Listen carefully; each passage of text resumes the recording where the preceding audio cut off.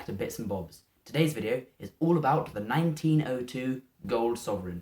But before we jump into the facts, please subscribe, like the video and hit that bell so you never miss any new videos.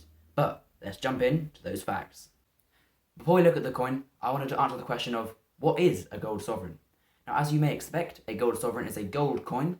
It was first minted in 1817 and was worth £1 sterling. Now, I just want to say that £1 sterling back then was worth a lot more than it is today. Because I don't know about you, but if any of my pound coins were solid gold, I wouldn't be spending those. But it was minted for circulation up until 1917, exactly 100 years later, when it was out of circulation and became a bullion coin, which means they're only struck for commemorative designs. The one I've got is a 1902 one, which means it was intended for circulation. Then, as now, the gold sovereign was 99.9% solid gold. There's a trace of nickel in there just to harden it a little bit. But without further ado, let's take a look at the coin. So here's the coin. Now, for a coin that's 120 years old and has seen circulation, this coin is in wonderful quality. Let's take a look at the details and the design. As with many old coins, around the edge we have some detailing. The main picture on the front illustrates St. George on his horse slaying the dragon. So it's a portrait of the famous George and the Dragon story. At the very bottom, we can see the year 1902, which is when it was minted, and very closely next to the 1902, very hard to see, is a couple of mint marks showing where it was minted. Let's take a look at the other side. The other side features a portrait of His Majesty Edward VII and has his name on the other side.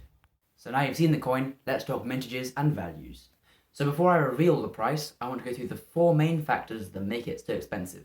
Now the first one is quite obvious. It's a solid gold coin, so that's going to be worth quite a lot. The second one is that the sovereign is a loved design among collectors, and people will always be looking out for a gold sovereign to add to their collection.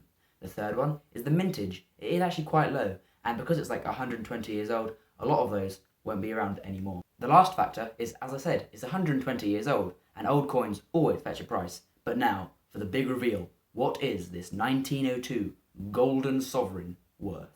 Back in the day, this shiny piece of gold used to be worth £1. Now it's worth 300.